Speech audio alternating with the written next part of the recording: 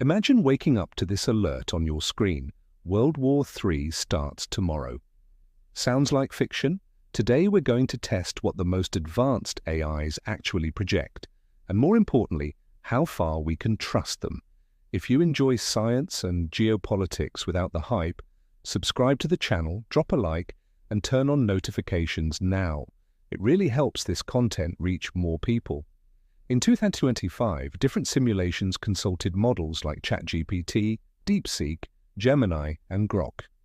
The takeaway was clear: no war of this magnitude has winners, but the United States appears as the most resilient nation afterward, due to alliances, industrial base, technology, and coordination capacity. Resilience, however, doesn't mean unharmed. Throughout this video, we'll strip the shine from that word to see the human cost it tends to hide. Tell us in the comments which factor matters most to you: technology, economy, military power, or alliances. Your view enriches the debate. Who are these AIs and why do they converge? ChatGPT excels at language and context. Gemini combines multiple modalities and live data. Grok goes for objective, fast answers, and DeepSeek pushes efficiency with competitive results.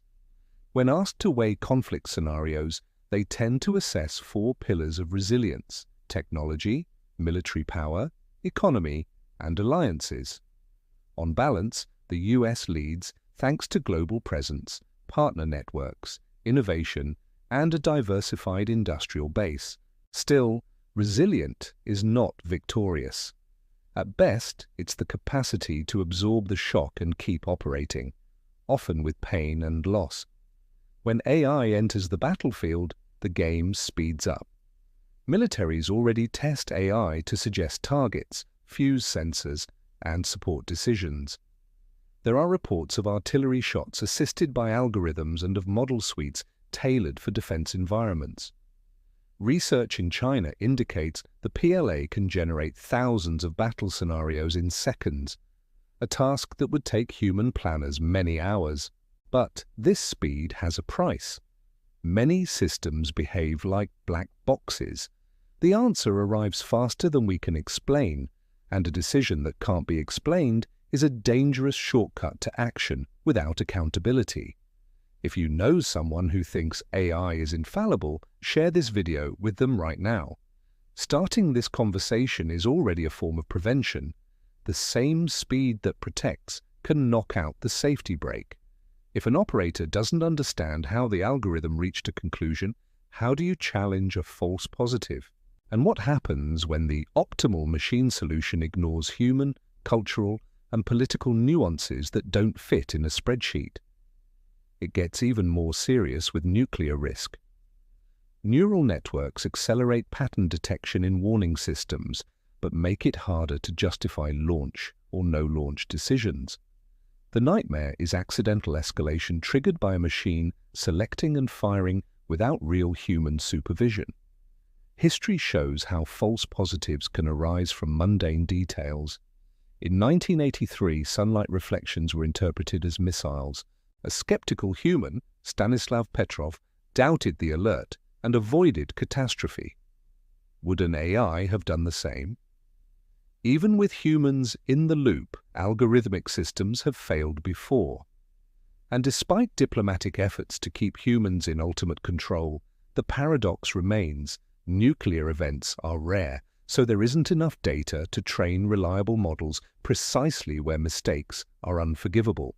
Let's put this to the test with a hypothetical exercise.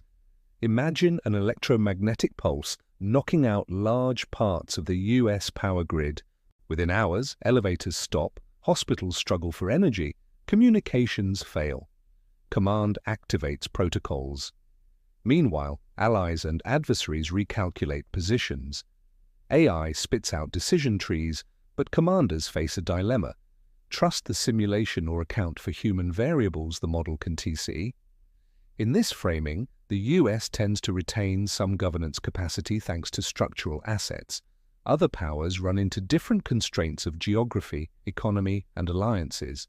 At the peak of the crisis, an autonomous subsystem mistakes noise for a real attack and starts a countdown.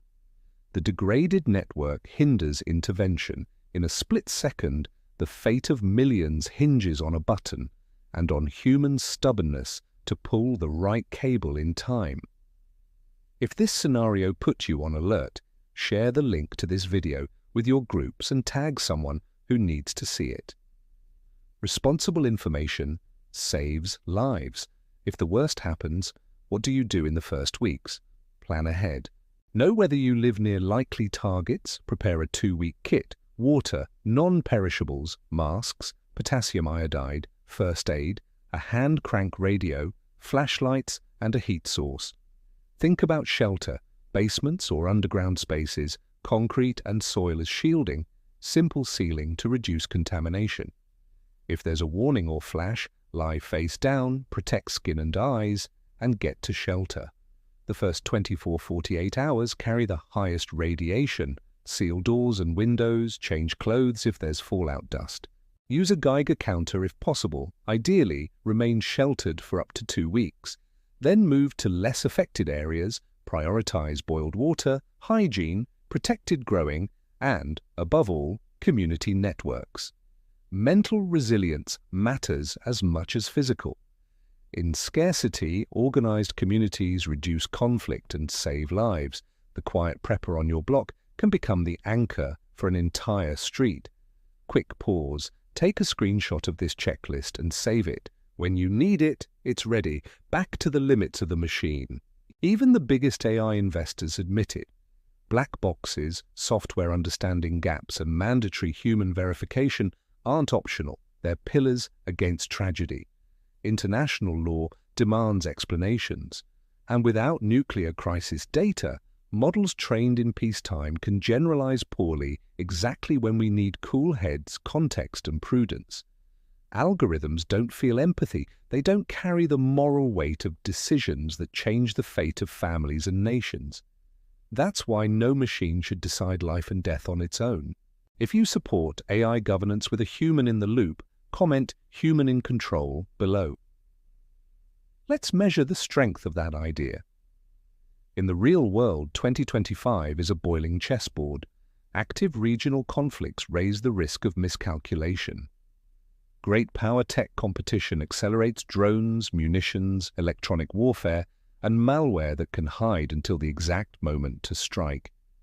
The information war is already part of war itself. Disinformation clouds public perception, confuses leaders, and contaminates decisions. When even images can lie, the question changes. Whom do you trust? Before sharing anything, check the source. And if this video is useful, share it with someone you care about.